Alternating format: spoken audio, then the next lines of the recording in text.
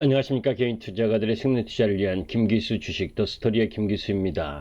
자, 이번 시간에는 삼성그룹의 지배구조 개편과 관련된 부분에서 가장 수혜가 되는 기업, 그리고 그 지분 관계, 그리고 그 속에서 지분 상속세와 관련해서 배당이냐 또 지분 매각이냐 이 방식 중 어떤 것을 택할 확률이 높고, 또 그 속에서 수혜를 받을 수 있는 기업이나 또 나름 피해가 예상되는 기업, 뭐 이런 부분들과 관련한 내용을 한번 정리하는 시간을 갖도록 하겠습니다.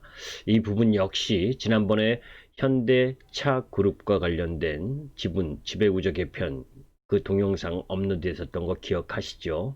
그때도 정의선 신임 회장의 지분이 가장 많았었던, 그죠? 23%로 가장 많았었던 현대글로비스가 당일에는 가장 세게 상승을 했지만, 그 이후에는 오히려 현대차와 기아차의 흐름이 더 양호한 거 여러분들 기억하실 겁니다. 그러한 부분들도 참고해서 너무 그 시장에 있어서 그죠? 추격 매수나 이런 흐름들을 갖지 마시고 냉정하게 판단하면서 공부할 이유가 있다 이렇게 보고 있기 때문에 그 부분과 관련된 부분을 설명드리도록 하겠습니다. 자, 이제 요 삼성그룹 지배 상위 주요 계열사 지분 구조를 보기 전에 먼저 고 이건희 삼성그룹 회장의 보유 주식을 한번 보도록 하겠습니다. 자, 이건희 회장의 주식 평가액은 약 18조라고 하죠. 18조 중에서 약 10조 내외가 상속세를 내야 됩니다. 근데 상속세는 그 주식의 이건희 회장의 사망 날에 2달 이전과 그리고 2달 이후, 그러니까 사망 이전 2달과 사망 이후 2달, 이 총 4달 동안의 종가상 평균 금액, 그 부분을 가지고 이제 상속세를 내는 거기 때문에 여러분들이 그 부분도 유의해서 보셔야 돼요. 무슨 얘기냐 하면, 이제 상속을 다, 이제 이건희 회장의 보유 주식을 다 이재용 회장이 상속받는다는 전제하에서, 그죠? 주가가 너무 뛰게 되면 상속 세금을 많이 내야 되잖아요. 그죠? 뛰더라도 이제 사망 이전 2달은 뭐 어쩔 수 없다 치고, 사망 이후 2달 부분까지의 평균 주가, 이 부분을 가지고 매기는 거니까, 그죠? 향후 2달 안에는 너무 주가가 올라가게 되면 뭡니까? 상속세를 더 많이 부담해야 되잖아요. 그죠? 뭐 돈 없는 사람, 저 같은 사람, 그리고 지금 시청하시는 분들의 뭐 아닌 분도 계시겠지만 대부분은, 야, 상속세를 내고도 8조 이상 가지고 수 있구나 하는 분도 계실 거고, 그죠? 또 반대로는, 야, 18조를 상속을 하는데 10조가 세금이다? 너무 상속세가 센 거 아니냐? 그죠? 전 세계에서 가장 상속세가 센 나라가 일본하고 우리나라죠. 그죠? 다른 여타 선진국도 우리나라처럼 이렇게 세금이 세지는 않습니다. 뭐 그것에 대한 논란, 뭐 이야기는 제가 지금 시간에 할 부분은 아니고, 일단 두 가지 관점으로 우리가 바라볼 필요가 있겠죠. 어차피 삼성의 지배구조 개편 부분은 삼성전자를 중심으로 한 부분, 그 속에서 지배구조의 흐름을 갖고 있다 이렇게 봐야 되겠죠. 그죠? 그러니까 삼성전자를 돈독하게 지위를 확보하는 흐름 속에서, 그죠? 그 삼성전자를 어떻게 지분을 가지고 또 이렇게 순환 출자 흐름을 가지고 장악을 할 수 있느냐 하는 부분일 텐데, 그 부분을 들어가기 이전에 일단 기본적으로 두 가지 관점에서 바라봐야 된다고 생각을 합니다. 하나는 상속세가 10조인데 그 10조를 내는 데 있어서, 그죠? 세금을 내는 데 있어서 어떻게 재원을 마련을 할 거냐. 그죠? 대한민국 1등 기업인 삼성그룹 이재용 이제 앞으로 회장 되실 분이, 그죠? 주식 담보로 대출받아서 세금 낸다. 좀 글로벌 시장에서 좀 우습지 않겠어요? 그죠? 그렇다면 이제 두 가지 방법인데, 하나는, 그죠? 배당, 그죠? 배당을 통해서 그 부분을 뭐 분할, 납부하는 흐름을 갖든지, 아니면 뭐 보유 지분과 관련돼서 일정 정도 매각을 해서 세금을 납부하든지 뭐 이런 방법을 쓸 거 아닙니까? 그죠? 자, 일단은 상속세를 적게 내기 위해서 향후 2달 동안 주가가 너무 요란하게 올라가는 걸 원하지는 않겠죠. 그것도 평가액이 큰 거, 지분보다. 사실은 이건희 회장의 지분이 삼성생명이 20.76%로 가장 지분이 다른 삼성전자 주식보다 삼성전자 4.18%를 가지고 있는 거에 비하면 뭐 적지만, 그죠? 평가액으로 보면 삼성생명은 2조 6천억이고 삼성전자는 15조니까, 그죠? 삼성전자가 너무 많이 주가가 올라가는 건 2달 안에는 좀 바람직하지 않겠죠. 그죠? 그러니까 그런 부분들도 한번 고민해 볼 필요가 있다라고 하는 부분이고, 반면에 삼성전자 우선주나 뭐 삼성 SDS, 뭐 삼성물산 뭐 이런 부분들은 뭐에 이 총 평가액이 작기 때문에 오르든지 말든지 뭐 그 정도겠지. 그죠? 자, 여하튼 뭐 이런 흐름들로 봤을 때 삼성전자는 향후 2달 안에 좀 안 올렸으면 하는 거. 그 다음에 삼성생명도 마찬가지. 그죠? 그런 부분들을 한번 생각해 볼 필요가 있고. 자, 이제 그런 가운데에서 배당을 통해서 상속세를 내려면 이재용 회장이 보유 지분이 많은 기업에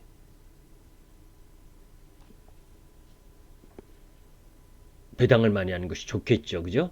그래야 상속세를 내기가 쉬우니까. 그러면 이재용 부회장이 많이 갖고 있는 주식은 뭐냐?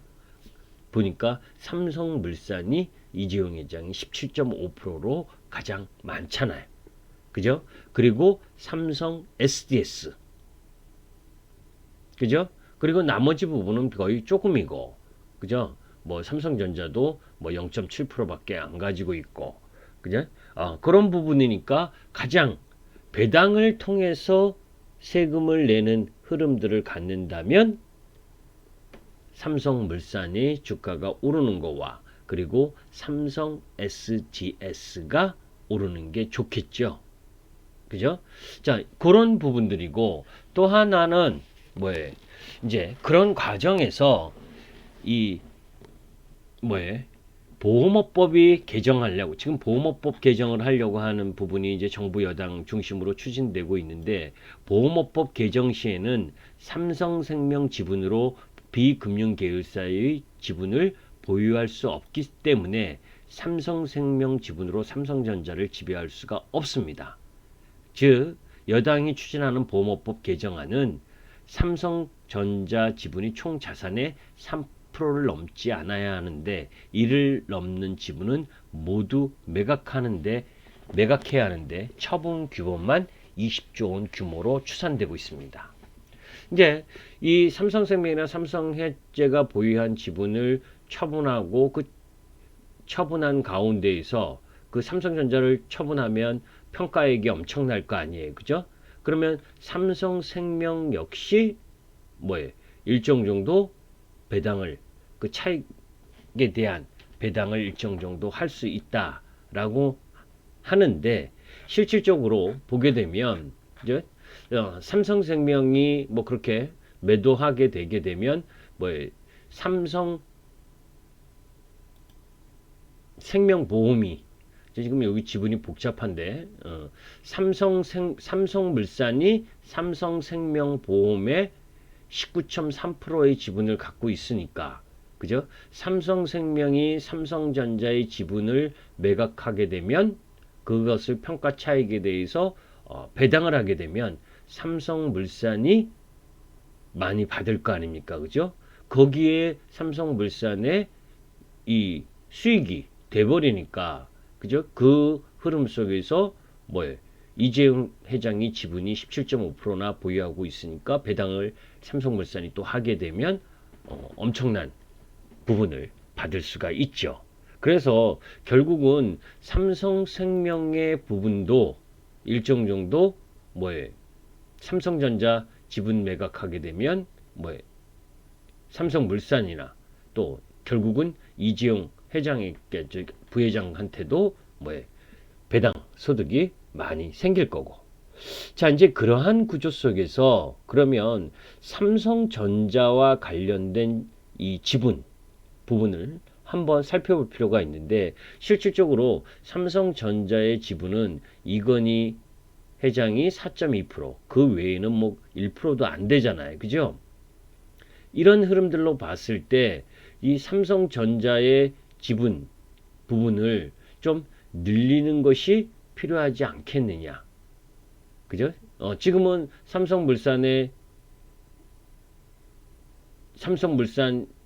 삼성전자의 지분을 5% 갖고 있고, 또 삼성생명이 8.8%를 갖고 있는데, 그죠? 보험업법 개정 시 정리될 수 있는 지분, 이런 걸 감안하게 되면 삼성전자에 대한 지배력이 약화될 수 있는 부분. 왜냐하면 국민연금이 공적 연금이긴 하지만 11%가 가장 많고, 그죠? 그런 가운데에서 삼성전자의 지분 자체가 좀 줄어들기 때문에 결국 삼성전자의 지분을 늘릴 가능성이 좀 있죠. 그죠? 좀 이율배반적인데, 그죠? 삼성전자의 상속세를 내지, 그러니까 적게 내기 위해선 삼성전자가 올라가지 말아야 되고, 또 그런 가운데에서 매각에 대한 부분, 보험업법이 개정되면 삼성생명이 보유하고 있는 지분을 일정 정도 매각을 해야 되니까 삼성전자는 두 달 안에 세게 올라가기가 조금 쉽지 않다라는 부분이고, 그걸 이제 막을 수 있는 방법이, 올라가는 걸 좀 막을 수 있는 방법이 있다는 거고, 그런 흐름들 속에서 삼성전자가 삼성생명의 지분을 인수를 하면, 그죠?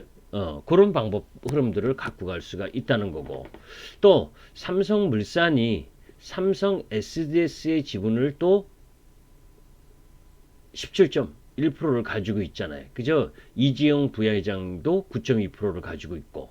그러니까 삼성 SDS도 배당을 많이 하게 되면 이재용 회장이나 또 삼성물산 다 연결되니까 양호할 거고. 그죠? 여러 가지 이렇게 복잡한 흐름들이 함께 놓여져 있는 겁니다. 그래서 어느 하나만을 바라보고 쉽게 어느 쪽이 더 좋다라고 하는 것보다는 궁극적으로, 그죠? 그러한 가운데에서 가장 핵심은 이제 삼성물산 이재용 부회장이 보유하고 있는 17.48%를 보유하고 있는 삼성물산이 향후 지배구조 개편이 핵심 계열사로 나설 가능성이 높기 때문에 주가에 긍정적이고, 다만 이제 지분 매각 가능성이 제기되는 삼성생명과 삼성 SD는 상속세 마련에 주가가 다소 부담이 될 수 있다라고 하는 부분하고, 또 하나는 배당을 또 할 수 있다라고 하는 부분, 이런 부분들이 양립적이기 때문에 너무 한쪽으로만 바라볼 필요는 없다라고 보시면 됩니다. 그런 가운데 이제 오늘 주가 흐름을 한번 보게 되면 삼성물산입니다. 이 삼성물산과 관련된 부분, 삼성물산 부분 조금 전에 이 지분 이야기를 했지만, 삼성물산은 이재용 부회장이 17.48%, 이부진, 이서연 이쪽 부분들이 5.6%씩 갖고 있고, 그죠? 그러니까 삼성물산은 이 가족 지분이 상당히 많죠, 그죠? 그렇기 때문에 요런 쪽 부분에 있어서 배당을 늘리면 세금에 대한 혜택을 좀 받을 수 있다라고 보는데, 여하튼 오늘 대량 거래가 터졌는데 기관, 그죠? 연기금하고 투신은 삼성물산을 주로 매수를 했다. 반면에 외국인은 이때다 하고 또 77만 주를 매도한 부분, 그죠? 그런 가운데 기술적으로 보게 되면 이전 고점 부분에 있어서의 저항을 좀 받았죠. 이런 부분들은, 그죠? 그런 부분들이기 때문에 이 월봉도 마찬가지로 지금 요 저항 라인 부분에 놓여 있고, 그런데 제가 보기에는 삼성물산은 그죠? 일정 정도 그 요런 가운데에서 11만 5천 원, 뭐 11만 원 내외 부분에 있어서의 박스권 이위에 올라갈 가능성이 더 높지 않겠느냐라고 보고 있어요. 그죠?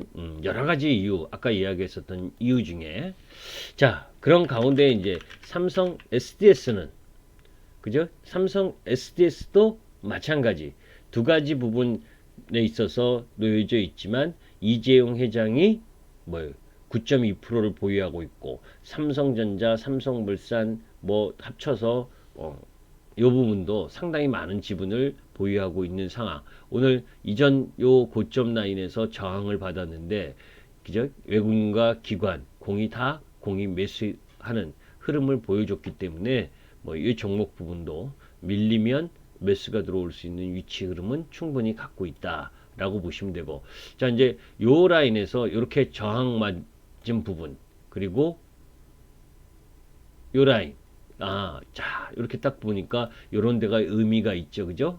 그러면 요 위치 어디에요? 18만 원 내외, 요 18만 원 내외 부분에 있어서 매수가 담아도 되겠구나라는 걸 보여주죠, 그죠? 삼성 물산과 삼성 SDS는 조금 밀린다면 뭐예요? 분할 매수 관점이다라고 바라보는 거고. 자, 이제 삼성생명은 이제 아까도 이야기를 했지만 뭐 분명히 이 이건 회장의 지분이 많은 상황 속에서 나름 삼성전자의 이 지분을 매각했을 당시 하고 나서 그 차익에 대해서 주주에게 뭐 배당으로 줄 거냐 아닐 거냐, 이런 부분들을 복잡하게 판단해야 될 부분인데, 오늘 당일만의 수급으로 보게 되면 이 종목도 잘 보시면 이전 고점, 그래서 그 이전 고점이나 이전 저점이 중요한 부분이 이제 이런 부분이죠, 그죠? 그런 부분들 속에서 이렇게 가고 있는데, 그죠? 추세 움직임인데, 오늘 요 바로 앞 고점도 지키지 못한 흐름이라면 오히려 삼성생명은 매력이 그렇게 크지 않다라고 보시면 되고, 그죠? 거기에 뭐에 이제 삼성전자, 아까 말씀드린 것처럼 삼성전자 같은 경우에는 뭐에 향후 2달 안에는 너무 주가가 많이 올라가는 걸 크게 바라지 않겠구나. 삼성생명하고 뭐에 삼성전자는, 그죠? 왜? 두 종목 다 이건희 회장의 지분이 많은데, 그죠? 시가총액도 큰데, 이 두 종목 다 주가가 너무 급등했을 경우엔 아까 말씀드렸잖아요, 그죠? 사망 당일 2달 전과 사망 이후 2달, 이 4달의 종가 평균 부분으로 주식 평가액을 결정을 하는데, 거기에 너무 많이 삼성전자와 삼성생명이 올라가는 걸 바라겠어요? 세금을 많이 내는데, 그죠? 그래서 삼성생명과 삼성전자의 흐름이 그렇게 오늘 썩 좋지 못했다. 물론 오르긴 올랐지만, 그죠? 그런 부분을 염두에 두고 접근할 필요가 있지 않겠느냐. 그렇다고 뭐 두 종목 다 급락을 하는 그런 형태가 아니라, 그죠? 주가를 조금 가두리로 만들 가능성이 높다라는 측면이라면, 오히려 삼성물산과 삼성 SDS 이쪽 라인 부분을 공략하는 것이 더 낫겠죠. 저는 개인적으로 그렇게 생각합니다. 그래서 이제 그런 부분들을 한번 여러분들이 고민해서 저 자료들을 한번 읽어보실 필요가 있고, 그 다음에 이제 KCC 같은 경우에도 그죠? 삼성물산에 지분을 보유하고 있다라는 부분들 때문에 오늘 올라간 부분인데, 이 종목 부분은 기본적으로 그 동안 그 이전부터 기관들의 매수세가 좀 세게 들어오고 있는 종목이에요. 네? 근데 이제 외국인이 좀 매도를 해서 그렇지 참 못 오른 종목이잖아요, 그죠? 오르기 쉽지 않은 종목, 그죠? 그런 부분인데, 삼성물산의 지분을 갖고 있다라고 하는 부분, 그 부분 때문에 오늘 주가가 좀 오른 상황, 그 정도 부분인데, 굳이 캐시까지 매매해야 될까? 있다라는 부분입니다. 뭐 이 지배구조 개편과 관련된 흐름이라면 오히려 삼성물산과 삼성 SDS 뭐 요 정도 라인 정도에서 뭐 매매를 하되 올라갈 때는 절대 추격 매수할 이유는 없다라고 봅니다. 그래서 그런 부분들을 왜 이런 얘기를 하는 거냐면 여러분들 현대차 그룹의 지배구조 개편과 관련돼 있어서 현대글로비스가 그죠? 가장 세게 올랐어요.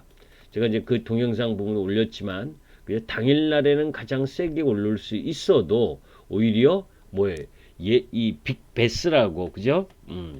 이 현대차와 기아차 이 부분에 있어서 뭐에 손실 배정 충당금을 그죠? 조단위 두 종목 다 3조 합쳐서 3조가 넘게 했었던 오히려 현대차, 기아차가 더 매력적일 수 있다라는 부분. 이게 이제 그런 부분들, 특히 기아차 같은 경우에는 그 손실 배정금을 충당하고서도 뭐예요? 3분기 흑자가 났다라는 부분에 있어서 보게 되면 오히려 더 좋은 모습을 하고 있고, 그죠?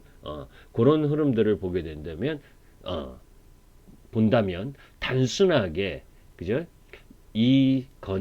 이재용 부회장이 보유 지분이 삼성물산이 많다라고 해서 삼성물산을 막 올라간다 이렇게 생각하시면 안 된다. 그죠? 중장기적으로는 좋아질 수 있는 흐름을 갖고 있지만 오히려 삼성 SDS든지 이런 쪽 라인 부분이나 그죠? 배당 매력 이 정도기 때문에 배당 매력을 가지고 막 주가가 세게 지금 올라갈 흐름은 아니잖아요. 그죠? 그러니까 그런 부분들을 함께 고려해서 생각할 필요가 있다라고 해서 짧게 설명을 드렸습니다. 감사합니다. 김기수 주식 더 스토리의 김기수였습니다. 도움이 되셨으면 구독과 좋아요 부탁드립니다. 감사합니다.